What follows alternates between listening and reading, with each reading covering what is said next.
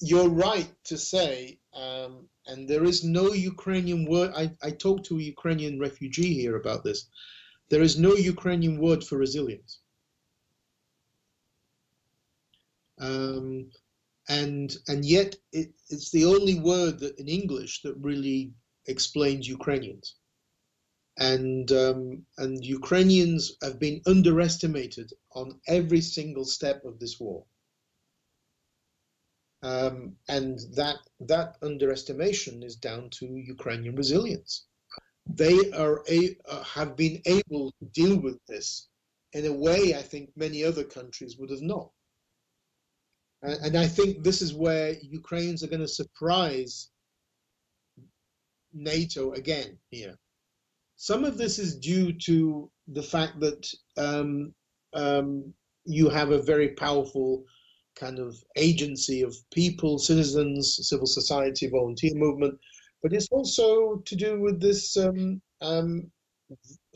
strong anger at the war crimes and the injustice of what's taken place. I mean, how do you explain Zelensky?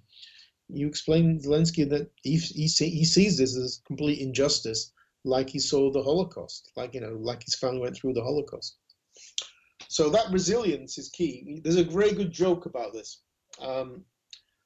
Difference between the Russian, Ukrainian, and Belarusian. Russian sits on a chair, and there's this big nail sticking out. He pulls the nail out, sells it, buys some vodka, gets wasted. The Ukrainian sits on a chair, and there's also a big nail there. He pulls it out, puts it in his pocket, and says, "Może продасться." The Belarusian sits on the chair. On the chair, there's also a big nail, and he goes, "It's not so painful. It's fine."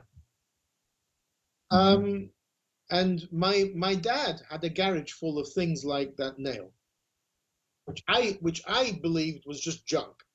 And I said, "Dad, why don't you throw this junk away?" He says, "Nie, może продасться." And people in Ukraine tell me their dads are exactly the same.